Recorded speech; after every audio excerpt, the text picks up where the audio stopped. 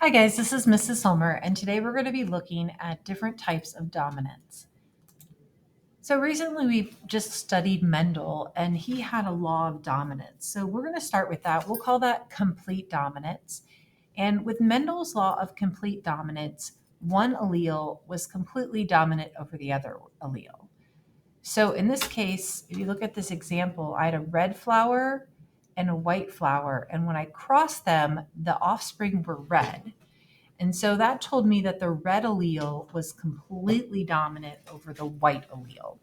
And so any heterozygous in complete dominance, so if you have one of each allele, the heterozygous will have the uh, dominant color, which is red here. And so with Mendel's complete dominance, there's only two phenotypes, and that dominant shows up in the heterozygous always. But this isn't always how it is. So we'll remember complete dominance, one is dominant over the other, there's only two phenotypes, and the heterozygous has the dominant phenotype. So what are the exceptions? The first exception is called codominance. In codominance, both alleles actually act dominant.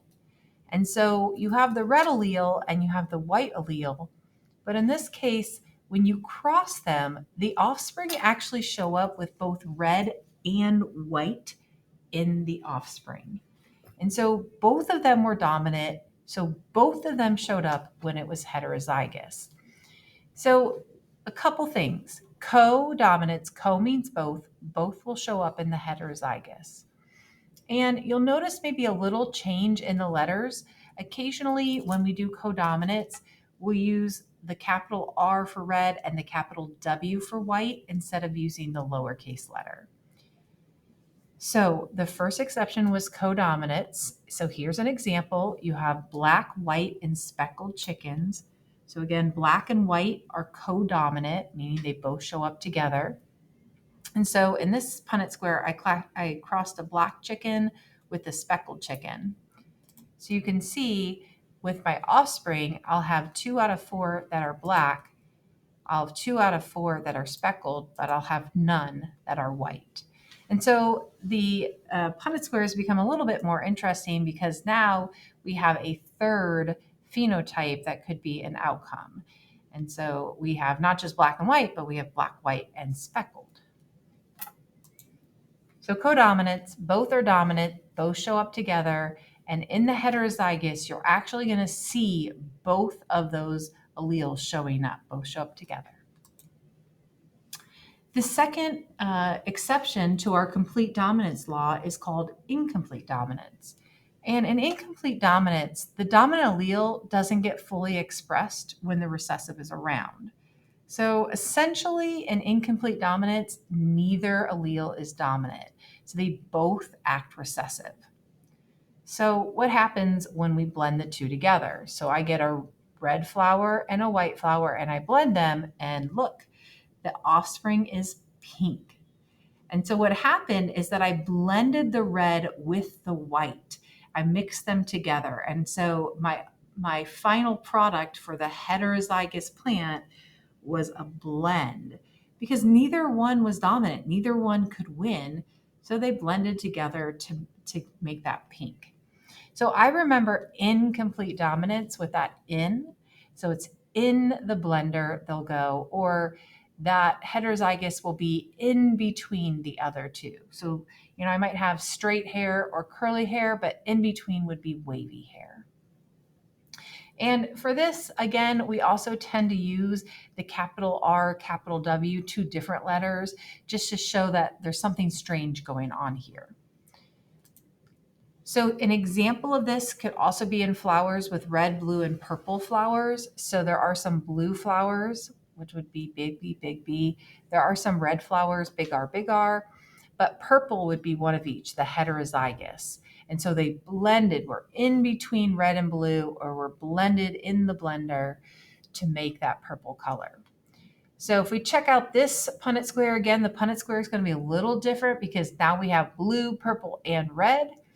But if I cross a blue with a red, 100% of my offspring are purple. So I get 0 blue and 100% purple. I also have 0% red. So again, incomplete dominance, neither really acts dominant. They both act recessive. And so neither show up when you see the heterozygous.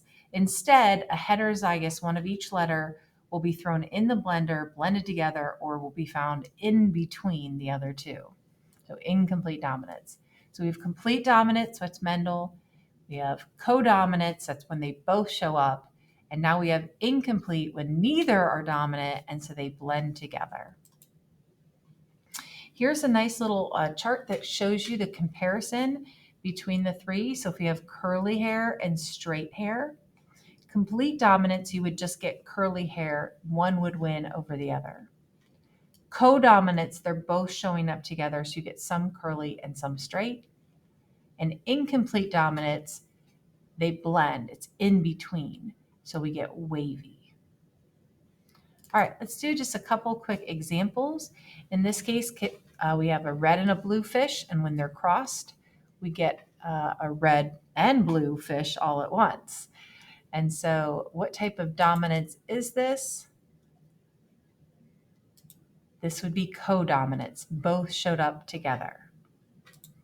In this case, I have a purple flamingo and a pink flamingo, but when they're mated, we get that pink color again. What type of dominance is this? This is complete dominance. This would be what Mendel taught us, that one is dominant over the other. In this example, we've got the black and the white horse, and when they mate, their offspring is gray. So this is a blended color. So what type of inheritance is this? This is incomplete dominance. Neither allele won over the other one. So they blended. In between black and white was gray. And the last example, I have blue birds, I have tan birds, but when they mated, I got a blue and tan bird. And that's really important that I said and there, because that's not a blend, that's both colors showing up together. So what type of dominance is this? This is again codominance because they're both there. So you'll hear that and, I got this and that, because both are showing up independent of one another for codominance. All right, if you have any questions, just let me know. Have a great rest of your day.